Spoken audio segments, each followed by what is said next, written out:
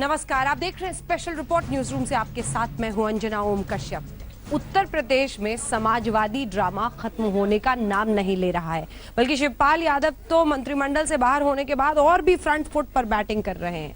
एक के बाद एक अखिलेश को पहुंचा रहे हैं नुकसान और साफ कह रहे हैं कि मैं अब अखिलेश के मातहत नहीं हूं, क्योंकि मैं मंत्री नहीं हूं, मैं हूं उत्तर प्रदेश पार्टी अध्यक्ष।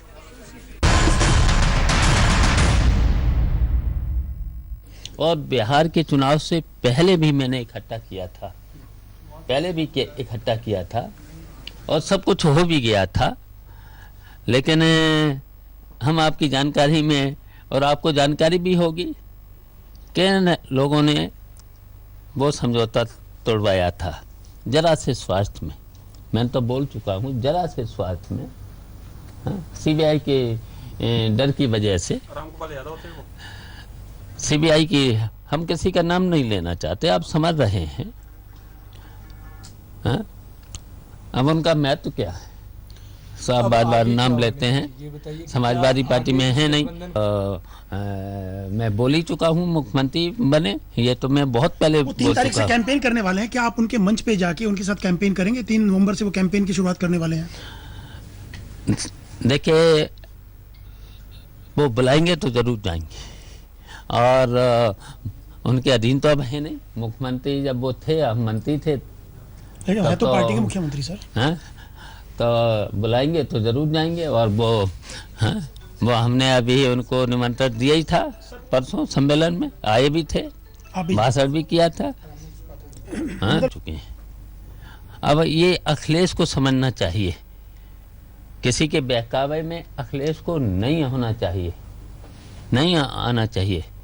हमारा सुझाव है, हमारी राय है, अखिलेश यादव नेताजी को खुश करें, नेताजी को सम्मान दें। और देखिए, ये जिम्मेदारी होती है बेटे की। परिवार के जो बड़े लोग हैं, सीनियर लोग हैं या फिर पिता हैं, उनका सम्मान करें, ये ड्यूटी होती है। तो क्या सम्मान नहीं कर रहे हैं अखिलेश उनका? बिल्कुल सम्मान करना चाहिए। नहीं करना चाहिए और अभी देखिए, जब भी मैंने हमेशा कहा, हमेशा अखिलेश से भी कहा कि भाई नेताजी को हमेशा खुश रखना चाहिए, कभी भी कोई परेशानी नहीं होना चाहिए। और उनसे सुझाव, मैं सभी लोहियावादी लोगों को इकट्ठा करेंगे, चरण सिंह वादी लोगों को इकट्ठा करेंगे, गांधीवादी लोगों को इकट्ठा करेंगे और हम किसी भी कीमत पे सांप्रदायिक लोगों के मंसूबों को पूरा नहीं होने देंगे। शह और मात का खेल दरअसल चल रहा है चाचा भतीजे के बीच में, और आज नहीं, कई दिनों से। सबसे पहले शिवपाल ने अखिलेश के करीबी एक एमएलसी को निकाल दिया था। अखिलेश ने उसके बाद शिवपाल समेत 4 मंत्रियों को बाहर कर दिया जो कि शिवपाल के करीबी थे। अब शिवपाल यादव ने एक ऐसे मंत्री को, जो कि करीबी माने जाते हैं अखिलेश यादव के, 6 साल के लिए पार्टी से ही बाहर कर दिया है। कोई भी अनुशासनहीनता न फैलाए। माननीय प्रदेश अध्यक्ष जी के कागज के पन्नों पर लिखने से या बोलने से मैं हट जाऊंगा।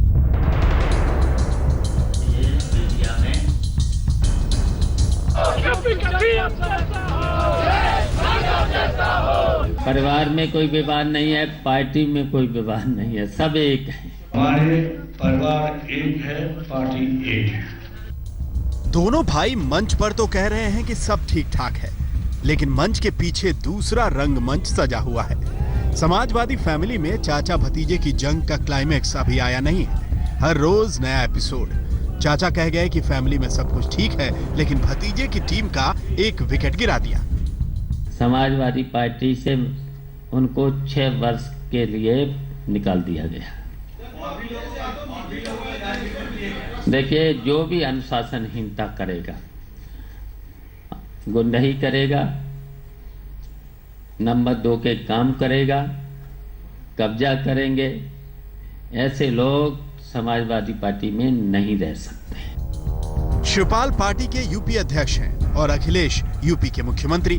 दोनों अपने अपने अधिकारों का इस्तेमाल इस मैच में बखूबी कर रहे हैं। ताजा मामले में शिवपाल ने अखिलेश के करीबी और सरकार में मंत्री पवन पांडे को पार्टी से 6 साल के लिए बाहर कर दिया।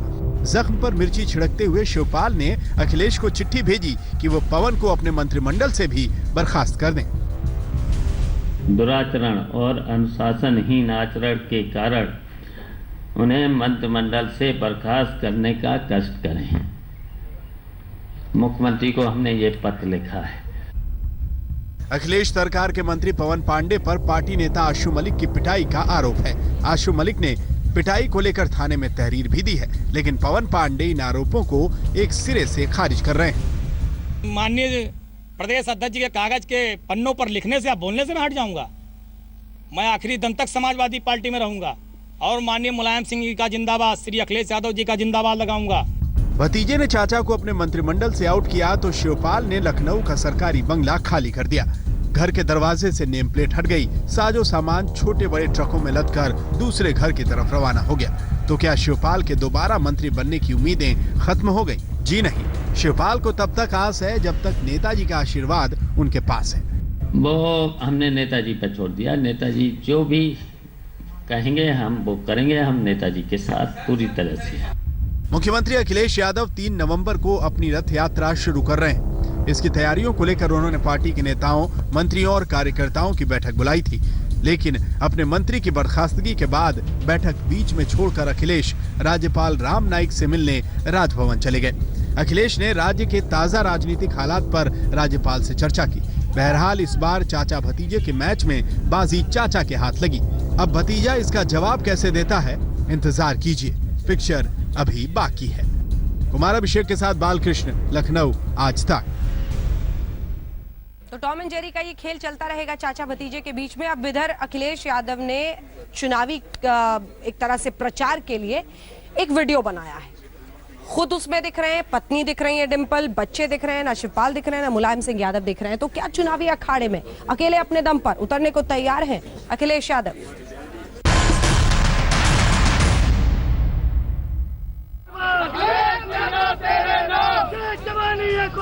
अखिलेश समर्थक अखिलेश के साथ हैं, शिवपाल के समर्थक शिवपाल के साथ। लेकिन समाजवादी पार्टी के समर्थक, पार्टी के कार्यकर्ता हैरान परेशान हैं कि जाएं तो जाएं कहां। उधर पार्टी के वरिष्ठ नेता और अखिलेश सरकार में मंत्री आजम खान ने एक बयान जारी करके सरकार और पार्टी को सावधान भी किया।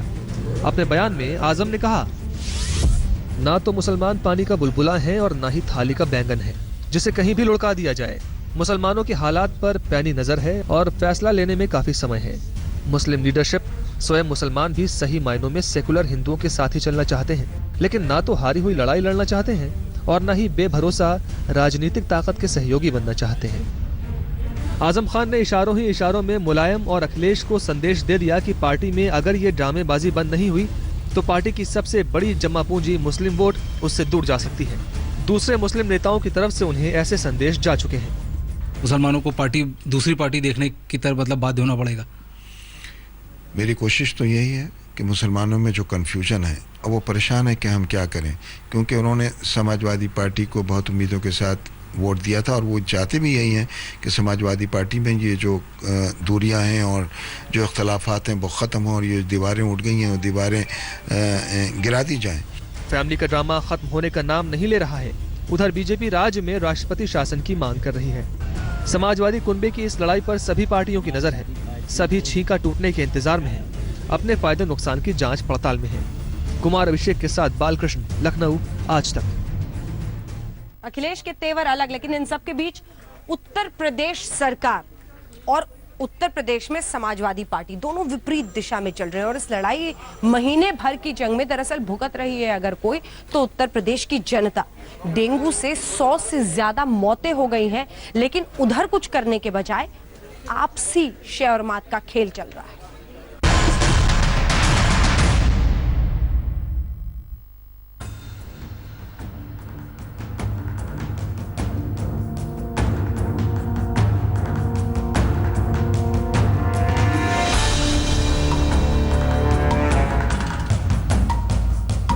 यूपी में समाजवाद सियासी कुश्ती में मगन है। चाचा भतीजे में जोर आजमाइश है और राज्य की जनता जान गंवा रही है।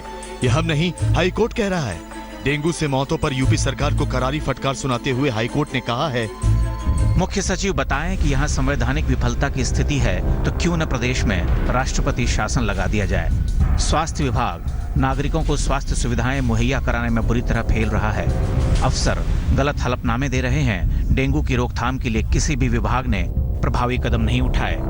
अफसर कहते हैं कि कार्रवाई कर रहे हैं, योजना बना रहे हैं, लेकिन हकीकत में लोग डेंगू से मर रहे हैं। कोर्ट जब तरीके से सरकार को सुना रहा था तब स्वास्थ्य विभाग के प्रमुख सचिव और दूसरे अफसर अदालत में मौजूद थे। उत्तर प्रदेश में डेंगू से सैकड़ों मौतें हो चुकी हैं और डेंगू मलेरिया की रोकथाम के लिए मिले केंद्र के पैसे को सरकार ने खर्च ही नहीं किया। खर्च करती भी कैसे? सरकार तो संगठन से कुश्ती में व्यस्त है। कुमार अभिषेक के साथ बालकृष्ण, लखनऊ, आज तक। स्पेशल रिपोर्ट में न्यूज रूम से एक बार फिर आपका स्वागत है। ये दिल्ली के दो भाइयों की किडनैपिंग स्टोरी है। किडनैपिंग प्लान 200 करोड़ रुपए का, लेकिन फिर किडनैपर्स 4 करोड़ की फिरौती में कैसे फंस गए?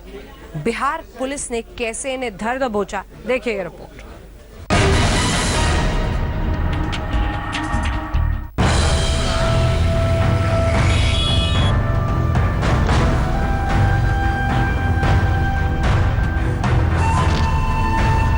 यह है बिहार लखीसराय जिले के श्रीरंग ऋषि के जंगलों की तस्वीरें।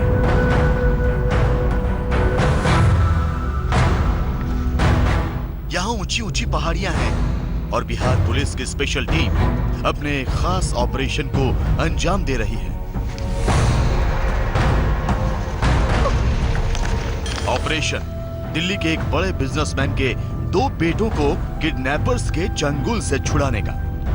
बिहार पुलिस की स्पेशल टीम को कामयाबी मिलती है और बिजनेसमैन के दोनों बेटों को बिहार की किडनैपिंग गैंग से छुड़ा लिया जाता है। तो आइए अब आपको सुनाते हैं दिल्ली के 2 भाइयों के किडनैप की पूरी कहानी, दोनों भाइयों की जुबानी।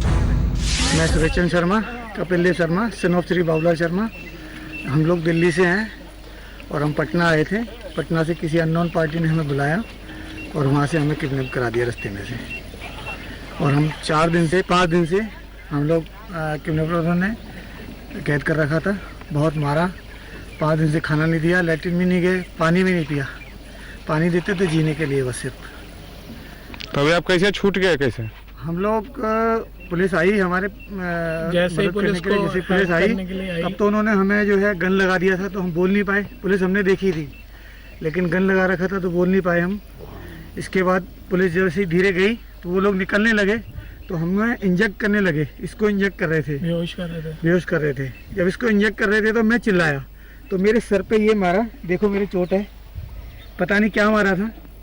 और मेरे यहाँ पे एक इंजेक्ट करा था, एक यहाँ करा था, दूसरी जगह मैंने करने नहीं दिया। 7-8 लोग थे वो और 4-5 लोग हमारे साथ हमेशा रहते थे। 21 अक्टूबर की शाम पटना एयरपोर्ट। दिल्ली के इन दोनों बिजनेसमैन भाइयों को एक फोन आता है और फोन पर 200 करोड़ की डील की बात होती है। और जैसे ही दोनों भाई पटना एयरपोर्ट पहुंचते हैं, फोन करने वाला शख्स उन्हें किडनैप करवा लेता है। फिर रिहाई के बदले में 4 करोड़ की फिरौती मांगी जाती है। इसके बाद तो जैसे दिल्ली से लेकर लखनऊ तक हलचल मच जाती है। जिन दोनों भाइयों का किडनैप हुआ वो दिल्ली और यूपी के मार्बल व्यापारी बाबूलाल शर्मा के बेटे हैं। ऋषि महुआ कोल कजरा पहाड़ी से जी इनको सुरेश जी को और कपिल जी को बरामद किया गया है। पिछले 5 दिन से इनका अपहरण हुआ था। 21 की शाम से पहाड़ी के अंदर झाड़ियों में इनको रखा गया था। एक जॉइंट ऑपरेशन रहा पटना पुलिस का, लखीसराय पुलिस का और सीआरपीएफ का, जिसके कारण इसको हम लोगों ने बरामद किया। पुलिस को सटीक जानकारी मिली थी कि किडनैपर्स ने दिल्ली के दोनों भाइयों को लखीसराय जिले के श्रीरंग ऋषि महुआ कोल कजरा में रखा था। पटना में किडनैप हुए दोनों भाई दिल्ली के बदरपुर इलाके के रहने वाले हैं। अब परिवार दोनों भाइयों की रिहाई से बेहद खुश है। इस वक्त हम दिल्ली के बदरपुर इलाके में मौजूद है। दरअसल यही वो घर है जहां पर कपिल और सुरेश रहते हैं अपने परिवार के साथ। उनका 21 तारीख को पटना में किडनैप हो गया था। इस सिलसिले में पुलिस ने 5 से ज्यादा लोगों को पकड़ा है। बिहार पुलिस यानी पटना पुलिस ने, साथ साथ दिल्ली पुलिस ने। और ये आप घर से देख सकते हैं, दरअसल यहाँ पूरा परिवार रहता है। ये बताते हैं सुरेश और कपिल के 2 और भाई हैं, साथ में 2 बहनें हैं। इस अपहरण कांड में बिहार के कुख्यात अपराधी रंजीत डॉन के गिरोह का नाम सामने आ रहा है। पुलिस की स्पेशल टीम ने 5 किडनैपर्स को गिरफ्तार भी किया है। पटना से रोहित सिंह के साथ अरविंद ओझा और चिराग गोठी, दिल्ली आज तक। एक बेटी अपने पिता के लिए सजाए मौत क्यों मांगेगी? वो इसलिए क्योंकि उसके पिता, जो दरअसल एक बुजुर्ग पति हैं, उन्होंने अपनी ही पत्नी की कार के अंदर चाकुओं से गोद कर हत्या कर दी थी। बेटा और बेटी दोनों जबरदस्त गुस्से में हैं। कह रहे हैं पापा कहने में शर्म आती है, इन्हें फांसी होनी चाहिए।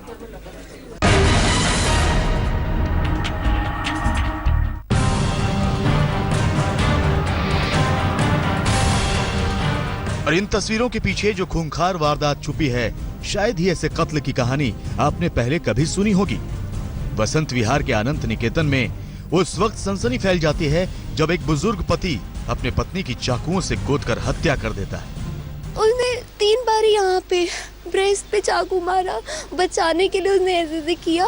जहाँ पे वो वर्क करती है वहाँ का सर्वेंट बाहर आया, उसने बोला बचाने के लिए, उसने गाड़ी आगे लेकर गया और उसने चाकू गले पर मार दिया। फिर सुबह के करीब 11:30 बजे मुकेश अपनी 58 साल की बुजुर्ग पत्नी के साथ रोजाना की तरह उन्हें इंस्टीट्यूट लेकर जा रहे थे, जहां वो म्यूजिक सिखाती थी। अचानक गाड़ी में बैठे बैठे दोनों के बीच बहस होने लगती है और इसी बहसम बहसी में मुकेश मोंगा चाकू निकालते हैं और अपनी पत्नी मंजू मोंगा पर ताबड़तोड़ हमला बोल देते हैं। मंजू की मौके पर ही मौत हो जाती है। पुलिस जब मौके पर पहुंची उस वक्त मुकेश मोंगा को यहां पर पकड़ लिया गया। फिलहाल उसको गिरफ्तार किया गया है और डेड बॉडी को पोस्टमार्टम के लिए भेजा गया है। इस कत्ल के पीछे की पूरी कहानी इनके बच्चे बता रहे हैं। मुझे नहीं मिलना उससे, मुझे उसकी शक्ल भी नहीं देखनी है अब। मेरे से बात हुई है उसकी। ये कब से चल रहा था? मतलब ये पहले भी हैरेसमेंट करते थे? शुरू से था, सिंस माय बर्थ। अब मैं फादर बोल नहीं सक रहा उसको पता था जब तक मैं वहाँ पर हूँ, मम्मी को कुछ देख भी नहीं सकता ढंग से। नहीं कर पाया, नहीं तो घर पे वो अटैक करने की कोशिश करता था। पिता की हरकतों से बेटी तो इस कदर नाराज है कि अपने ही बाप के लिए सजाए मौत मांग रही है। And I never want that person. I want that person to be hanged till death because no one can kill anyone. No one can kill so badly. Police ने आरोपी पति को गिरफ्तार कर लिया है। अब वो इस तहकीकात में जुटी है कि कत्ल से ऐन पहले आखिर दोनों के बीच क्या हुआ था। क्या मुकेश ने पहले ही पत्नी के मर्डर का प्लान बना लिया था? शिवेंद्र श्रीवास्तव, दिल्ली आज तक। ये खबर अब अगली आपको इलाहाबाद की दिखाते हैं। नशे में चूर एक लड़की कैसे हंगामा कर रही है, देखिए।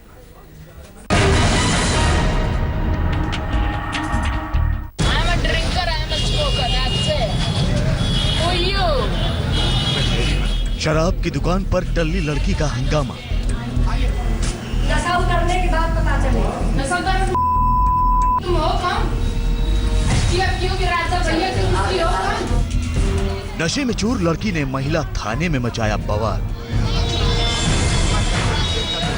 संगम नगरी इलाहाबाद के सिविल लाइंस इलाके में शराब की दुकान के बाहर तमाशबीनों का हुजूम था।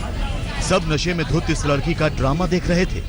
जी हाँ, ये लड़की जिसने पहले तो जमकर शराब पी और जब दुकानदार ने पैसे मांगे तो सरेराह उसी से भिड़ गई, लगी रौब झाड़ने।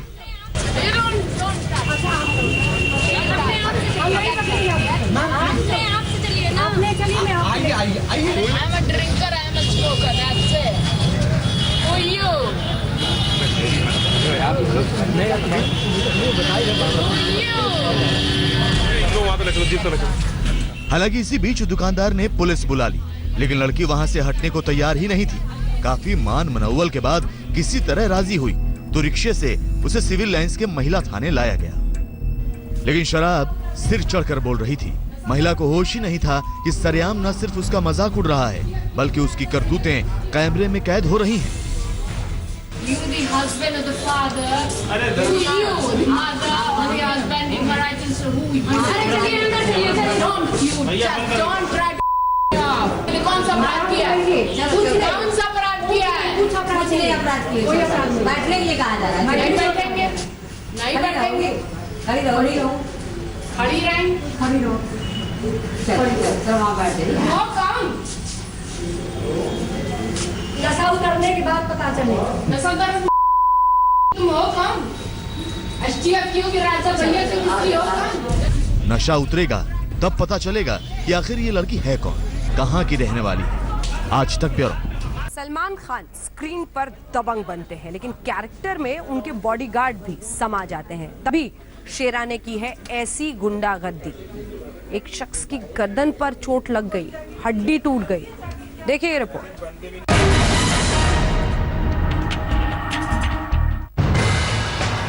यह है सलमान खान के बॉडीगार्ड शेरा, जो हर वक्त सलमान के साथ साये की तरह रहते हैं। लेकिन दबंग खान के साथ साथ रहते रहते शेरा के सिर पर ऐसी दबंगई चढ़ गई कि उन्होंने मुंबई में एक शख्स की गर्दन की हड्डी ही तोड़ डाली। सिर्फ इतना ही नहीं, शेरा ने पिस्टल दिखाकर पीड़ित को धमकाया भी। मुंबई पुलिस ने शेरा और उसके साथियों पे डीएन नगर पुलिस स्टेशन में मामला दर्ज किया है और कंप्लेनेंट इस वक्त हॉस्पिटल में एडमिट है, उसका इलाज चल रहा है। कहा जा रहा है कंप्लेनेंट और शेरा अपने एक दूसरे को पहले से जानते थे और इसी को चल के उनकी आपसी रंजिश को चल के ये पूरा मामला हुआ है। अथर कुरैशी के कंप्लेंट से हमने एक ऑफेंस रजिस्टर किया है शेरा और उसके बॉडीगार्ड के खिलाफ। उसमें सेक्शन है जो 326 जो सीरियस इंजरी करके फ्रैक्चर है उसके कंधे पे, और 506 पार्ट 2 है। हम आपको बता दें कि शेरा उर्फ गुरमीत सिंह जॉली पिछले करीब 18 सालों से सलमान के बॉडीगार्ड हैं, लेकिन शेरा अब हड्डी तोड़कर बड़ी मुसीबत में फंस चुके हैं। सौरव वक्तानिया, मुंबई, आज तक। इसी के साथ न्यूज रूम से स्पेशल रिपोर्ट में इतना ही, लेकिन देश दुनिया की बाकी खबरों के लिए आप देखते रहिए आज तक।